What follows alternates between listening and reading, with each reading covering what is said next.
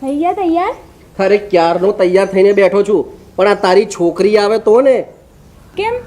મારી છોકરી તો તમારી છોકરી નથી? હા, મારી છોકરી તો છે જ, પણ અસલ તારા જેવી છે, ખડ્ડૂસ. બસ હવે, એ મારા જેવી નહીં તમારા જેવી છે, જિદ્દીને હઠીલી. લો આવી ગયા મેડમ. કેમ મેડમ, આજે આટલું સ્કૂલમાંથી મોડી આવી? ક્યાં ગઈ હતી? અરે તને પૂછું છું, શું થયું? બેરી છે કે શું? આટલું બધું મોડું કેમ થયું? હું મારા ફ્રેન્ડના ત્યાં ગઈ હતી ડ્રોઈંગની બુક લેવા. લો ચાલ બેટા, તું ફટાફટ હાથ પગ ધોઈ લે, પછી હું તને તૈયાર કરું, પછી આપણે હોટલમાં જમવા જવાનું છે. મારે તમારા લોકોની સાથે જમવા નથી આવું. પણ કેમ? એ તમારે પૂછવાની જરૂર નથી. મારે તમારી સાથે હોટલમાં જમવા આવું નથી, અને આજ પછી મને બોલાવતા પણ નહીં. અરે આ ટુન્ની કેમ આવું કરે છે? એને કદાચ સ્કૂલમાં ટીચર વળ્યા હશે. તમે ચિંતા ના કરો, એની સાથે વાત કરું છું.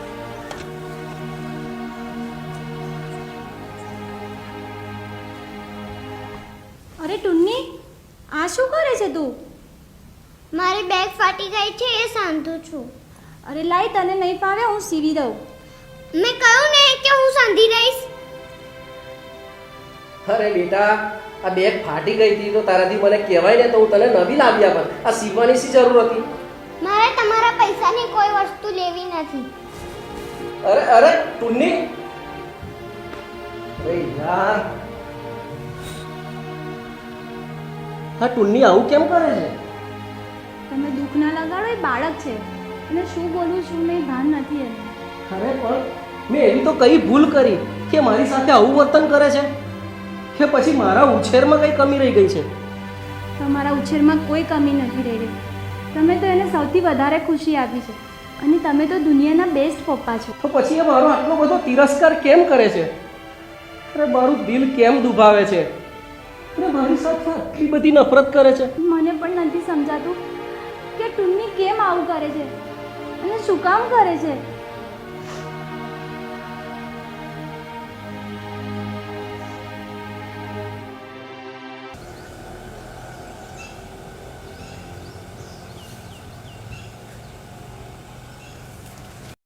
અરે ટુન્ની, આ શું કરે છે તું? હોમવર્ક કરું છું મારું. તો કેમ આવા છૂટા કાગળિયામાં હોમવર્ક કરે છે? તારા ડેડીને કીધું હોય તો નવી નોટ ના લઈ આપત તને. મેં કહ્યું ને કે મારે તમારા પૈસાથી કોઈ વસ્તુ નથી લેવી. ટુન્ની, આ શું ગાંડા કાઢે છે તું? છેલ્લા એક અઠવાડિયાથી હું જોઉં છું કે તું મારું અને તારા પપ્પાનું અપમાન કરે છે અને જેવું તેવું બોલે છે. કોણ શીખવાડે છે તને આવું બધું? અને શું કામ કરે છે?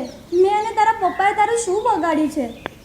તને ખબર છે તારા આવા વર્તનથી પપ્પાને કેટલું દુઃખ થાય છે? રડતા હતા એ કાલે. એમના દિલને કેટલું દુઃખ થાય છે, કેટલી પીડા થાય છે, ખબર છે તને? જો ટુન્ની, મારાથી કોઈ પણ ભૂલ થઈ ગઈ હોય કે તારી વાત બેધ્યાન થઈ ગઈ હોય તો તું કે બેટા, પણ તું અમારી સાથે આવું વર્તન ના કર. બહુ દુઃખ થાય છે, દિલમાં બહુ પીડા થાય છે ટુન્ની.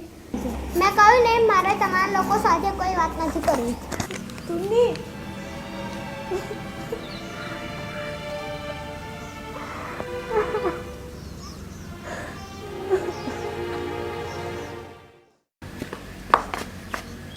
હું સ્કૂલે જાઉં છું. લંચ બોક્સ લીધું બેટા? મારે નથી લેવો. તો પછી ભૂખ લાગશે તો શું કરીશ? ભૂખી રહીશ. અને હા, આજે મારી સ્કૂલમાં ફંક્શન છે, તો મારા ટીચરે કીધું છે કે પોતાના મમ્મી પપ્પાને લઈને આવવાનું. અરે વાહ બેટા, એ તો બહુ સારી વાત કહેવાય. તો પછી હું ને તારી મમ્મી તારો પ્રોગ્રામ જોવા આવીએ સ્કૂલમાં? ના, રહેવા દો. મને શરમ આવશે તમને સ્કૂલે લઈ જતા. સર પૂછશે ને તો હું કહી દઈશ કે મારે મમ્મી પપ્પા જ નથી. અરે જોયું કિંજલ, અરે આપણાથી તો એવી કઈ ભૂલ થઈ ગઈ કે આપણને જીવતે જીવા તળે મારી નાખ્યા.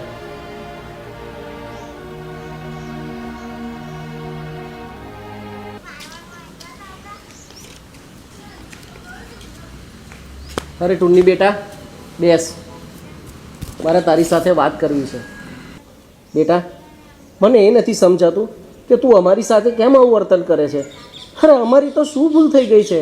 અરે બેટા, આજે તો તે હદ કરી નાખી. અરે ત્યાં સુધી કહી દીધું કે મારા મમ્મી પપ્પા જ નથી. હું તારો બાપ હોવા છતાં બે હાથ જોડીને કહું છું કે અમારી કોઈ ભૂલ હોય તો તું અમને માફ કરી દે. તને એવું લાગતું હોય કે અમારા ઉછેરમાં કંઈ કમી રહી ગઈ છે તો તું અમને કહે, અમે અમારી ભૂલ સુધારી લઈશું. ના મમ્મી, ના પપ્પા, તમારા બેવના ઉછેરમાં કોઈ કમી નથી. તમે બંને તો મારા બેસ્ટ મમ્મી પપ્પા છો. તો પછી બેટા અમારી સાથે આવું વર્તન કેમ કરે છે? પપ્પા, મમ્મી, તમે મને એ કહો કે મારા આવા વર્તનથી તમને કેટલું દુઃખ થયું?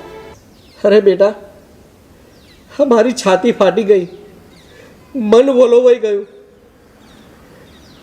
જિંદગીમાં પહેલી વખત તારા કારણે આટલો બધો રડ્યો છું. તો વિચાર કર, એટલું બધું દુઃખ મને થયું છે. મમ્મી, પપ્પા, હું તમારા લોકોથી એક અઠવાડિયું નારાજ રહી તો તમને લોકોને કેટલું દુઃખ થયું? તો વિચાર કરો પપ્પા, 10 વર્ષથી મારા બીમાર દાદી માની ખબર સુદ્ધા લીધી છે તમે. એમને કેટલું દુઃખ થતું હશે.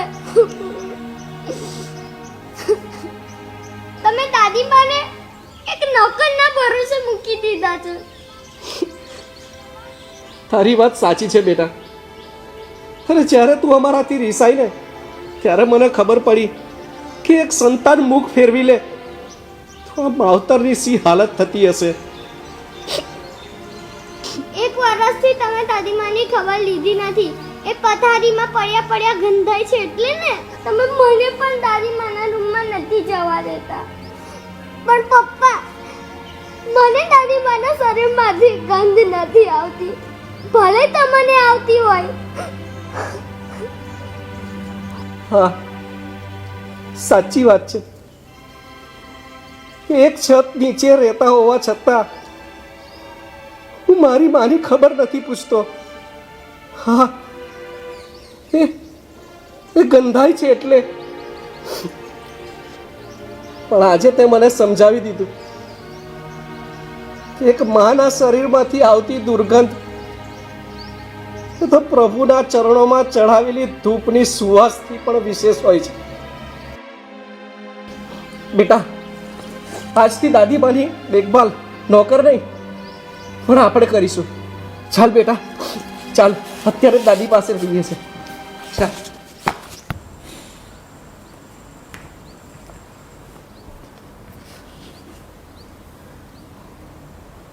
માં, સતી બેટા, આવી ગયો તું? કેટલા સમયે તારું મોઢું જોયું. અને ટુન્ની બેટા મને એવું કહેતી હતી કે તમે માતાજીના મળે દર્શન કરવા જવાના છો, તો કરી આવ્યા દર્શન? હા માં, દર્શન કરી આવ્યા. અરે હું પણ કેટલો અભાગ્યો છું. અરે મારા ઘરમાં સાક્ષાત માં બેઠી હોવા છતાં હું બહાર મંદિરોમાં માને શોધતો ફરું છું. છી. માં, મને માફ કરી દે. મારાથી બહુ મોટી ભૂલ થઈ ગઈ. માં, મને માફ કરી દે. દીકરા, આવું તો ચાલ્યા કરે, પણ એક વાત કહું, હું તમારા લોકોનું મોઢું નથી જોતી ને તો મને ચેન નથી પડતું. મને એકલું લાગે છે અને મારું મન મૂંઝાયા કરે છે. હું બીજું તો કાંઈ નથી માંગતી. મને ખાલી ક્યારેક ક્યારેક તમારા લોકોનું મોઢું બતાવતા રહેજો.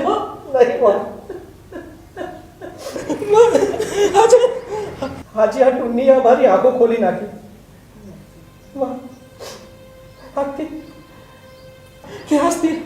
આજથી તારી દેખભાલ આપણા નોકર રમેશભાઈ નહીં પણ અમે કરીશું. હા માં, હું વચન આપું છું કે આથી તને ક્યારેય એકલી નહીં મૂકીએ. હા માં. જોયું દોસ્તો, અરે સાક્ષાત તો માં આપણા ઘરમાં બેઠી હોય છે અને આપણે ક્યાં ક્યાં માને શોધતા ફરીએ છીએ. ગમ્યું હોય તો લાઈક. આ જગતમાં માવતરથી વિશેષ કંઈ જ નહીં હોતું. કૃષ્ણ કનૈયા.